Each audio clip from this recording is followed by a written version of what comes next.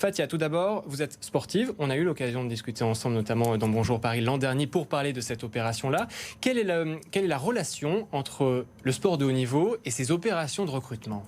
Alors, on a pu remarquer que dans le sport, il y avait beaucoup de freins, notamment liés au sexe, soit l'égalité homme-femme. Et du coup, nous, on a voulu réutiliser ces valeurs dans l'emploi. On a vu que beaucoup de compétences se développaient au sein du sport.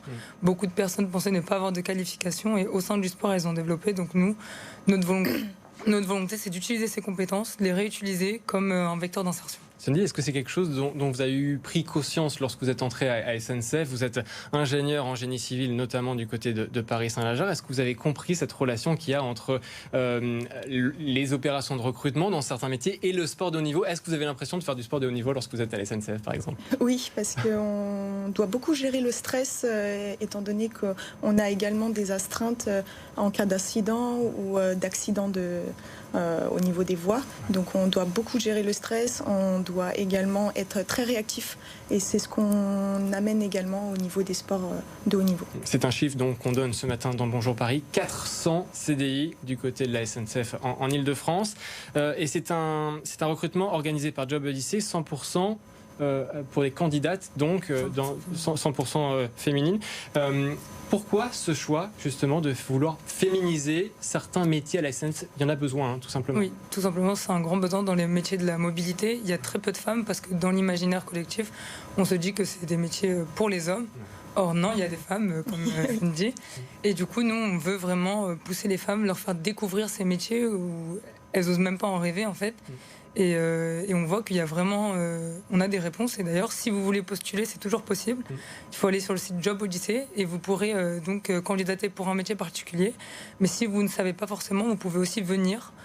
Job Odyssey vous montrera, vous expliquera. Vous pourrez aussi rencontrer des ambassadrices comme Sanji, en discuter et pour... peut-être intégrer la SNCF. Justement, sur les emplois dits masculins, alors c'est vrai que je mets beaucoup de guillemets parce que c'est vrai qu'en 2021, on n'a pas l'impression qu'il y ait encore ce travail à faire et pourtant c'est une vraie réalité. Quel est dans ce secteur du ferroviaire par exemple, est-ce que vous avez vraiment l'impression qu'il y a certains boulots qui malheureusement ne concernent que les hommes ? Oui, par exemple, la plupart des postes que j'ai effectués à la SNCF, j'étais dans les seules femmes où on était 2-3, mais pas beaucoup plus. Donc c'est vrai qu'on se rend compte qu'il y a des métiers dits vraiment masculins. Il faut savoir qu'à la SNCF, on n'est que 23% de femmes. Donc c'est très très très peu. D'où cette opération donc, de vouloir féminiser la compagnie. On aura l'occasion évidemment d'en parler jusqu'à ces opérations de recrutement qui ont lieu à la fin septembre. Vous l'avez rappelé il y a quelques instants, on peut postuler. Alors on peut postuler en effet pour ceux qui ont vraiment un job en tête, pour ceux qui ont vraiment un poste en tête. Et puis il y a ceux qui nous regardent peut-être ce matin et qui se disent mais finalement c'est peut-être pour moi la SNCF. Ouais, pourquoi pas. C'est quelque chose qui peut arriver. Ce sont des gens qui découvrent finalement certains postes. Oui, donc pour la plupart des métiers comme électricienne, agent de maintenance, etc., c'est des métiers qui sont peu connus du public.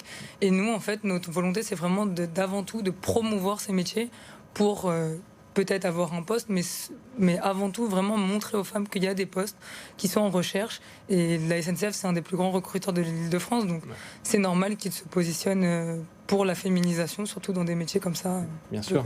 Sandy, quel est votre parcours justement du côté de la SNCF ? Est-ce qu'il y a eu des surprises dans votre parcours justement, avec peut-être des postes dont vous n'avez pas forcément imaginé auparavant ? Oui, tout à fait. En fait, j'ai commencé en alternance à la SNCF au sein de l'ingénierie. Et à force de travailler, je me suis rendu compte qu'il y avait vraiment des métiers en opérationnel, vraiment au cœur du métier de la SNCF, sur les voies. Et après, je suis devenue du coup dirigeante de proximité au service électrique. Donc c'est vraiment... à la base, je suis électronicienne, donc ça n'avait rien à voir avec mon parcours d'études. Je suis devenue dirigeante de proximité. Ensuite, j'ai plus travaillé au niveau des travaux. Et aujourd'hui, je suis responsable d'unité. Et du coup, je gère une trentaine de personnes à mon actif. Quelques dernières questions. Cette opération de recrutement qui a lieu, alors on mettra évidemment toutes les adresses sur bfmparis.com.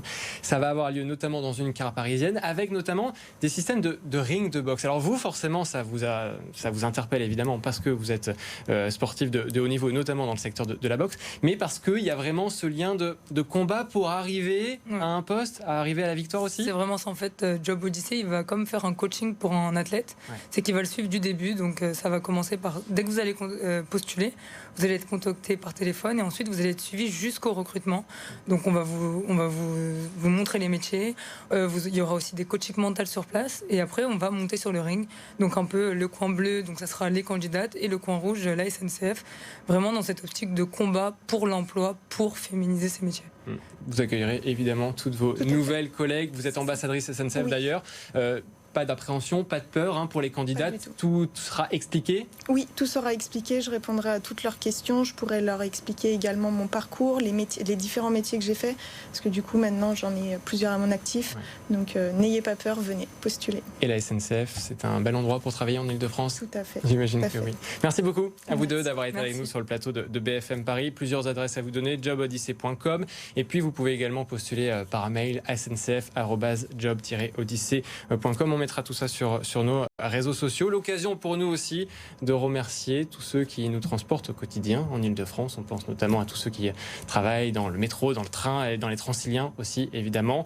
Vous faites partie de l'histoire du quotidien d'un grand nombre de Parisiens et de Franciliens. L'information continue sur BFM Paris. À tout de suite.